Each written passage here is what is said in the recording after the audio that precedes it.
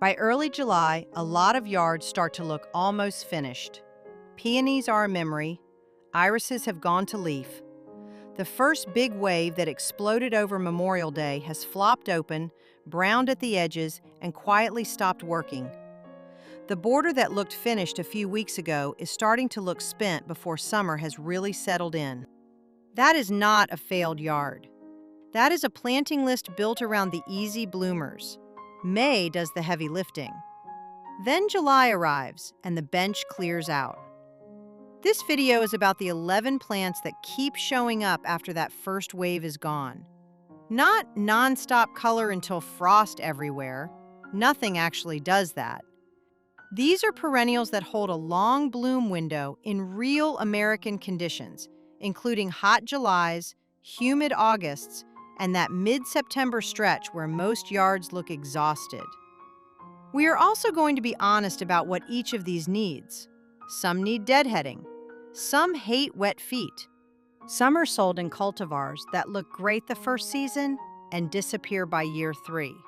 And the garden center will not tell you that. Each plant on this list is matched to a specific summer problem.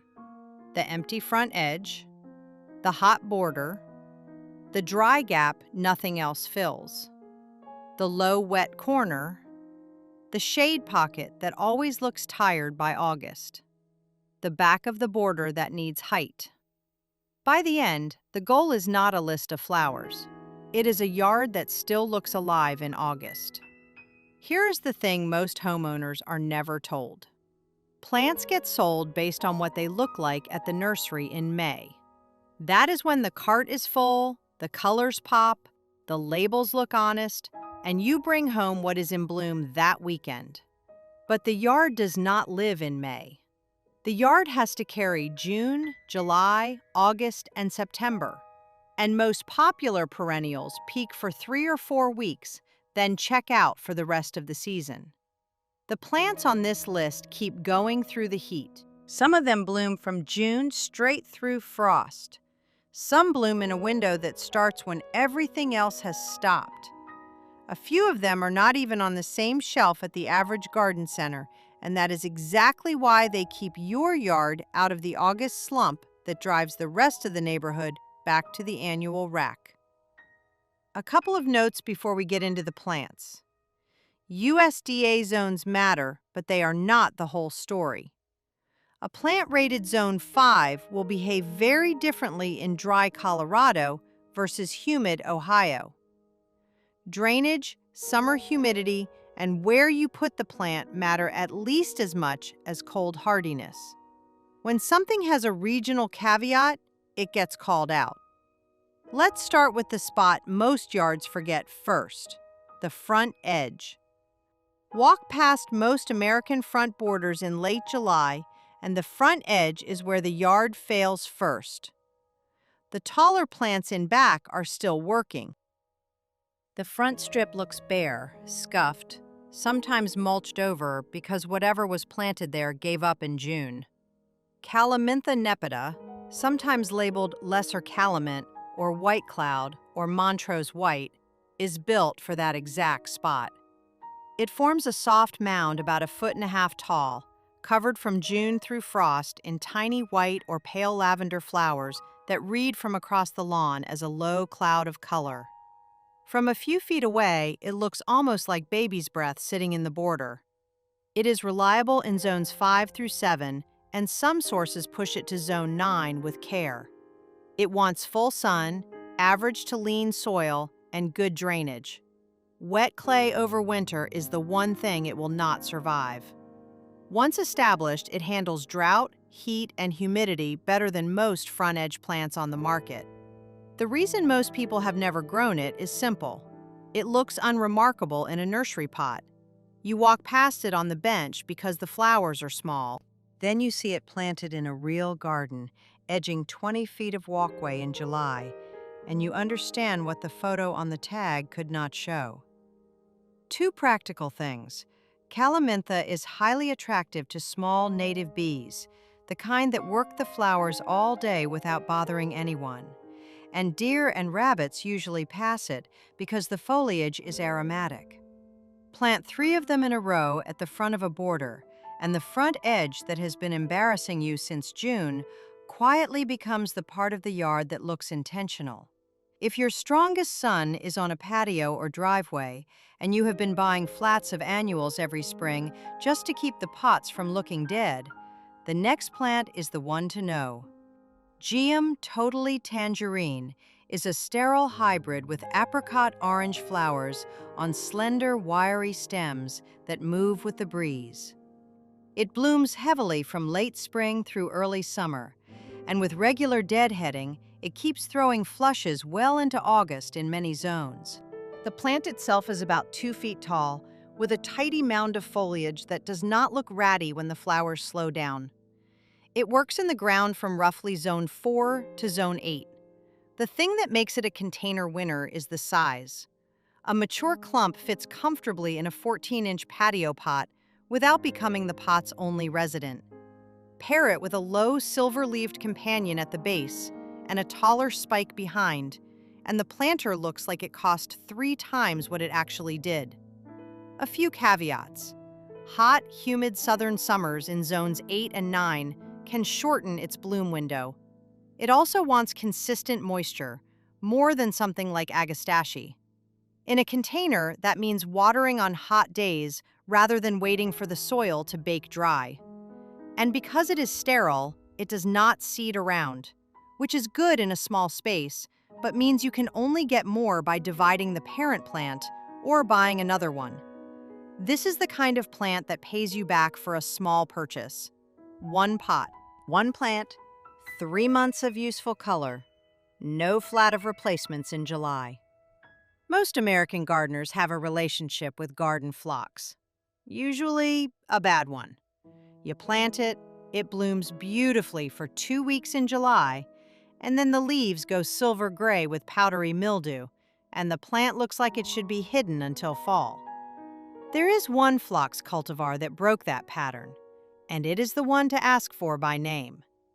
Phlox paniculata Gina was the clear winner of Mount Cuba Center's phlox trials, holding up to powdery mildew alongside selections like David and Delta Snow. It was found growing along the Harpeth River in Tennessee by a gardener named Gina Pruitt, and it is held up under trial conditions that flattened the rest. The flowers are smaller than typical garden phlox, lavender pink, in big rounded clusters that bloom from mid-July through early September. In the Mount Cuba trial, Gina attracted more butterflies than any other phlox tested, 539 visits, compared to about 117 for the second-place selection. It also earned a perfect 5-star rating, the only phlox out of 66 to do so, and was named the Perennial Plant Association's 2024 Perennial Plant of the Year. Hardy in zones 3 through 8. Full sun is best, with afternoon shade in hot climates. Give it moist, fertile, well-drained soil, and do not treat it like a dry strip plant. The mildew problem is often worse with stagnant air, so do not crowd it against a wall. One honest caveat. Phlox in general is attractive to deer. If you garden in a high deer area, plant Gina where there is enough other vegetation around to give deer easier choices, or use it in a protected bed. The mildew resistance is the breakthrough. The deer resistance is not. For most yards, this is the midsummer pollinator plant that pays for itself the first year and gets better every year after. Stokes' aster is one of those plants that you can stand next to at a botanical garden, ask the docent what it is, and then go to 4 nurseries before you find it. It is native to the southeastern United States and named after an 18th century physician, and most American gardeners have never planted it. The flowers look like fluffy blue chicory, soft sky blue, lavender, white, or pink depending on the variety, blooming from June through August or longer with consistent deadheading. The plant stays low, around 12 to 18 inches tall, which makes it a strong middle of the border or front of the border choice in a sunny bed. Hardy in zones 5 through 9. Full sun, average soil, decent drainage. Stokesia handles heat and humidity better than most blue-flowered perennials, which is half the reason it disappears from most plant lists. Blue flowers tend to be sold by breeders adapted to cooler climates.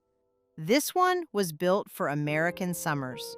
The thing it does not like is wet feet over winter. In heavy clay that holds water through January and February, Stokesia rots at the crown.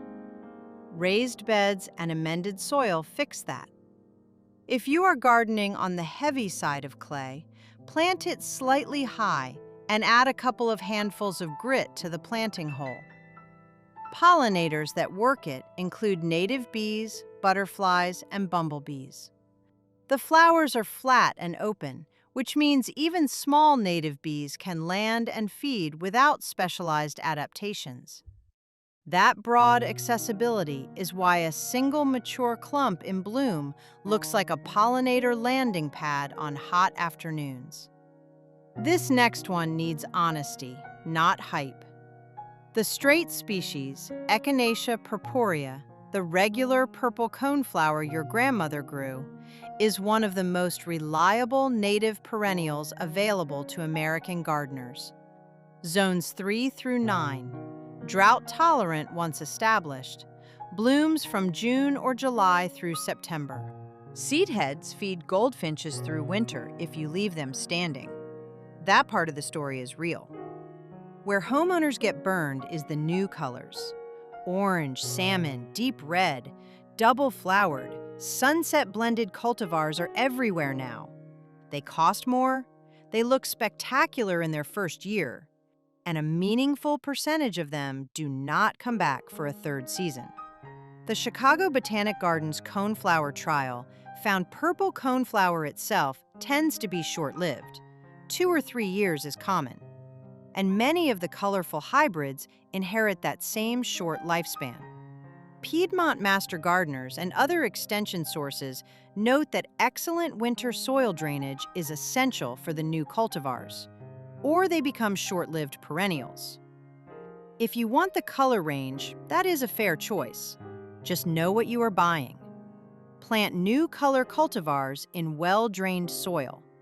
Plant the straight species nearby, and expect to refresh the fancy ones every few years. Or skip the novelty colors entirely. Plant Magnus or Ruby Star or the unimproved species and let them seed around. Self-sown seedlings will not come true to a parent cultivar's color, but they will come back reliably. For zones 7 through 9, give Echinacea a little afternoon shade through the hottest weeks. It is technically a sun plant, but baking concrete-adjacent beds can shorten the bloom window by a month. Goldfinches in November, feeding on the dried cones, is part of why Echinacea earns the space. Leave at least some of the seed heads up over winter. There is a stretch in most yards, somewhere between late July and mid-August, where the spring bloomers are gone, the asters have not started, and the border just sits there. Agastache is the plant for that gap. The variety to ask for is Blue Fortune, a sterile hybrid of 2 Anise hyssop species. It throws 3-foot upright spikes of soft lavender blue flowers from mid-July through September, sometimes into early October. The foliage smells like licorice when you brush it, and it is one of the most heavily worked pollinator plants you can grow in late summer. Bees, hummingbirds, and butterflies all show up. The single most important thing to know about Agastache is drainage. It will not tolerate wet soil, especially in winter. Plants will perform poorly and may not survive winter in hard clay soils that retain moisture. This is the #1 reason Agastache disappears from yards inside its hardiness zone. Hardy in zones 5 through 9. Blue Fortune is more tolerant of cold winters and wet soils than other Agastache varieties, which is why it is the one to start with if you are not in the dry Southwest. In zones 5 and 6, plant it on a slope or in a raised bed with a couple of handfuls of grit in the hole. Skip the heavy mulch right against the crown. 2 practical notes. Agastache overwinters better if you do not cut it back in fall. Leave the stems standing and trim them to about 4 inches in spring. And Blue Fortune is sterile, so it will not self-seed across your beds. That makes it a polite border plant rather than an aggressive one. If you want one plant to carry the late summer pollinator slot in a sunny, well-drained bed, this is the choice.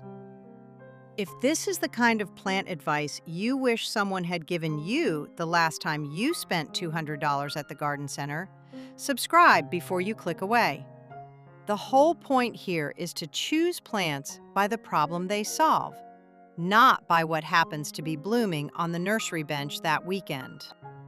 If you have ever seen a stand of purple bottle brush spikes covered in butterflies in late July, you have seen Liatris spicata. Native to eastern and central North America, it is one of the easiest, reliable performers most American homeowners overlook because the flower shape does not photograph the same way a wide, open daisy does.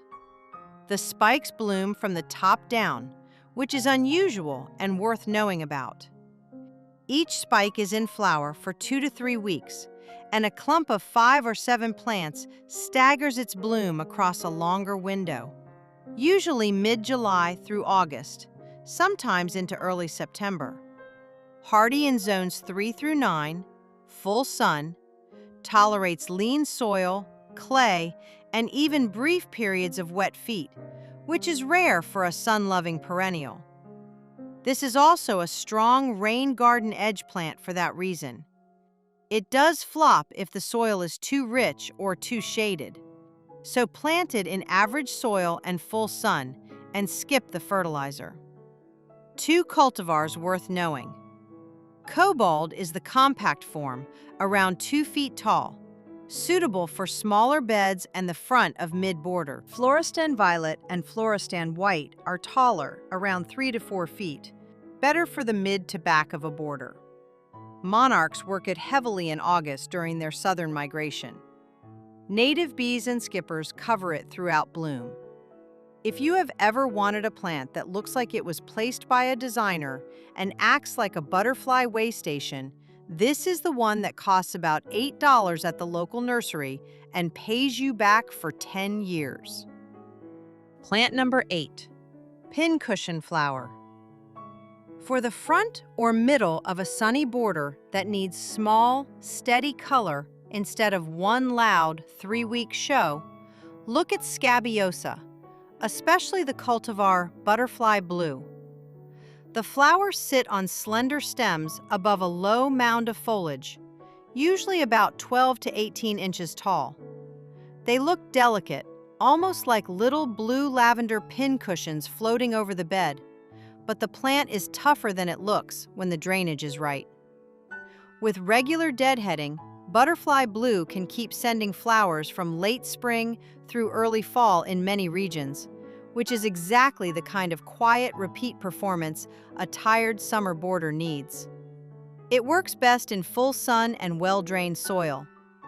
Missouri Botanical Garden notes that it is intolerant of wet soils, especially in winter, so do not put this in heavy clay that stays soggy after rain. If your soil is heavy, plant it slightly high, mixing grit or compost to improve drainage, or use it in a raised edge where the crown stays dry. This is not the plant for a swampy corner, and it is not the plant for deep shade. It is the plant for a sunny front edge, a cottage-style border, or a small bed where you want color that keeps appearing after the first flush of summer has passed. Deadheading matters here. Skip it and the bloom slows down. Keep after the spent flowers and the plant pays you back with a much longer season. Plant number 9, Chalone. There is a spot in a lot of yards that turns into a swamp every spring. Maybe it is a low corner where the lawn never drains. Maybe it is a strip along a fence where the gutter dumps water. Maybe it is the bottom of a swale. Whatever you plant there usually rots. Chalone is the plant for that spot. Often sold as turtle head because the hooded pink flowers genuinely look like a turtle's open mouth. It is a native perennial built specifically for moisture that other plants cannot handle. The variety to ask for is Chalone lyonii, or the cultivar hot lips, which is more compact and reliable than the straight species. Deep pink hooded flowers, blooming from August through October. That late bloom window is the second reason it earns this list. When the rest of the yard is winding down, Chalone is just starting. Hardy in zones 3 through 8. Part shade preferred, though it tolerates more sun if the soil stays consistently moist. The one thing it will not tolerate is dry soil. If your low spot dries out in August, this is not the plant for it. Bumblebees are the primary pollinator. The flower is shaped specifically for them, large enough to force itself open under their weight, narrow enough to exclude most other visitors. Late summer bumblebee colonies are at their peak when Chalone is in bloom, and a stand of it in August reads as one of the most ecologically active spots in any yard. If you have a soggy corner you keep killing plants in, this is the plant that treats that corner like home. Plant number 10, toad lily. Most American homeowners have never seen a toad lily in person. They are slowly making their way into shade beds across the country, mostly through woodland plant nurseries and a few catalog sources. And the people who plant them remember exactly where they bought the first one. Tricertus hirta is the most common species. The flowers are small, about an inch wide, with 6 tepals that look like an orchid sat down in the woods. White or pale lavender, heavily speckled with deep purple spots, blooming from late August through October on arching 2 to 3 foot stems. This is the plant for the part of the yard that goes quiet in late summer. Under a tree where hostas have started to brown. Along a north-facing fence where almost nothing blooms in fall. In a damp shade bed where you keep trying spring ephemerals and watching them go dormant by July. Hardy in zones 4 through 9, part shade to full shade. The non-negotiable requirement is consistent moisture in evenly humus-rich soil.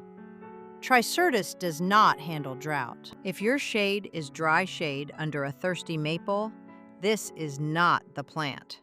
Go with Heuchera or Geranium macrorhizum instead. A few honest cautions. Deer do not typically prefer toad lily, but rabbits will browse new growth, and slugs can be a problem in wet springs. Because the common name includes the word lily, do not confuse this with the true lilies that are dangerous to cats. Those are Lilium and Hemerocallis. Toad lily is a different plant, but if your cat chews garden plants, keep it out of reach and ask your veterinarian before adding it. Plant it where you walk close to it in the fall, along a path, near a back door, beside steps. From 3 feet away, the flowers are remarkable. From 30 feet away, you would not notice them. This is the kind of plant that pays you back for the placement decision more than for the planting itself. If the back of your border looks empty in July, this is the plant that fixes it. Veronicastrum virginicum, Culver's root, is native across the Midwest and Mid-Atlantic. It throws 4 to 6 foot candelabra-style spikes of white or pale lavender flowers from July through September. The stems are naturally strong, so it does not need staking. The form is architectural, vertical, branching at the top into multiple smaller spires, with a presence at the back of a border that almost nothing else in the summer garden replicates. Hardy in zones 3 through 8. Full sun is best. It tolerates part shade in hotter climates. It handles clay better than most tall perennials and tolerates brief wet periods, though it does not want to sit in standing water all season. The one rule with Veronica Strum is patience. The first year, it looks like nothing. The second year, it doubles. By year 3 or 4, a clump is doing exactly what you wanted it to do, anchoring the back of the border with a column of summer color that draws bees and butterflies all day. It does not run, it does not flop, and it does not need replacement. A few practical notes. Plant it where you want it permanently. Like Baptisia, it develops a deep root system and resents being moved after the second year. Give it room. A mature clump can be 3 feet across. One pollinator note.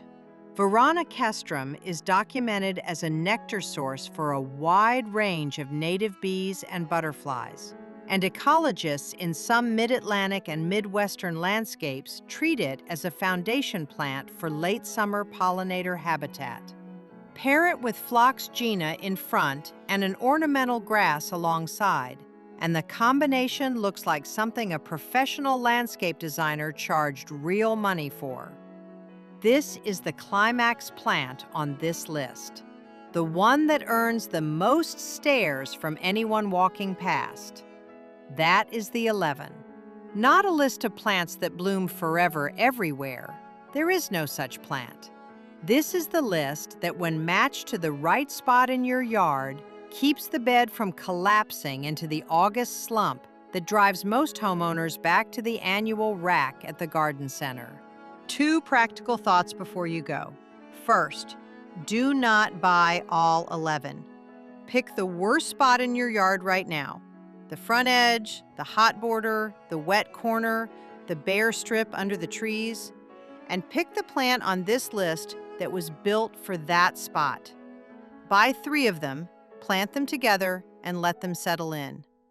A yard does not get better by adding a little bit of everything. It gets better by fixing one problem area completely. Second, write down your USDA zone, the hours of sun the spot gets, and whether the soil dries out fast or stays wet. Take that note to the nursery. That single piece of paper will save you more money than any sale table or plant tag will. If you want more practical plant advice that starts with real yard problems instead of pretty plant tags, subscribe before you click away. Quick question for the comments. Out of these 11, which one are you most likely to try this season, and which problem spot in your yard would you put it in? Drop the zone too. Other people in your zone are reading those comments and making real planting decisions based on what works where they garden.